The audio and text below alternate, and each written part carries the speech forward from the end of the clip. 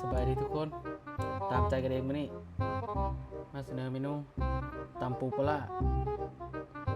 กับแซลมอนชิ้นใหญ่ๆเลยนี่มา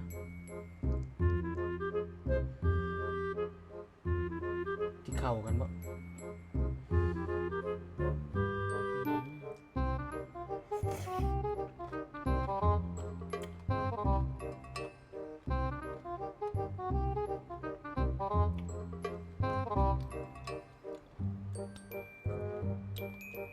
กินกับตำปูปลาร้ากับแซ่บอะ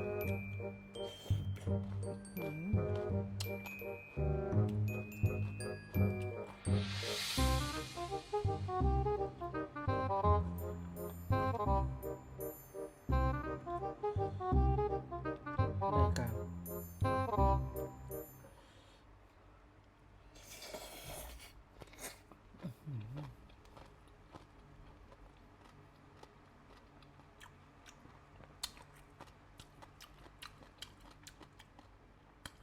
ลองเบิ่งจับ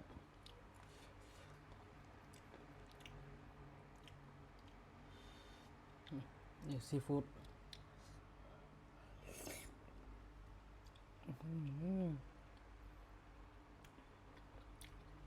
นุ่มเยี่ยมเลย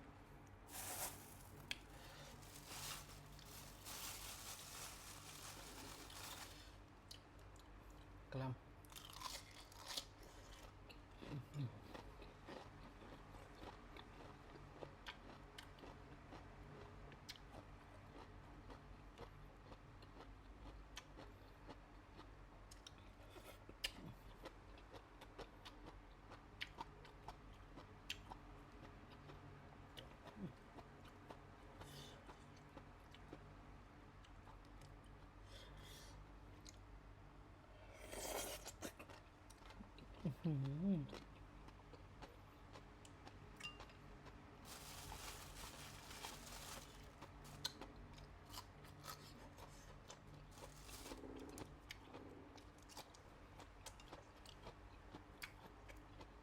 ชับ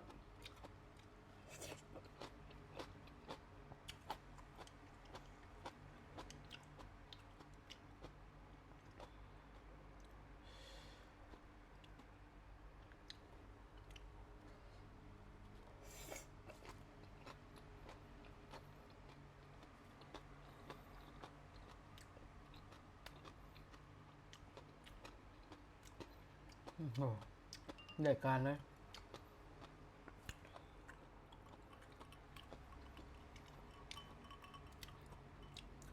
เย็นๆ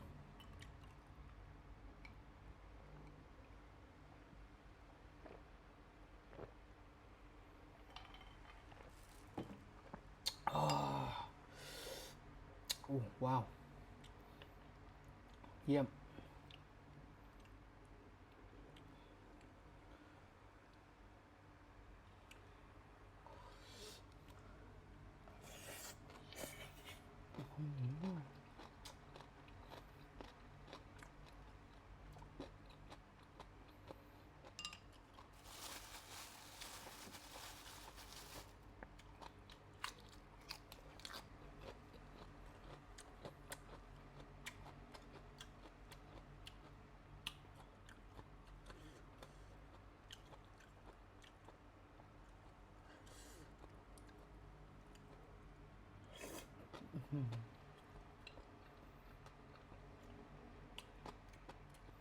ดีต้องลอง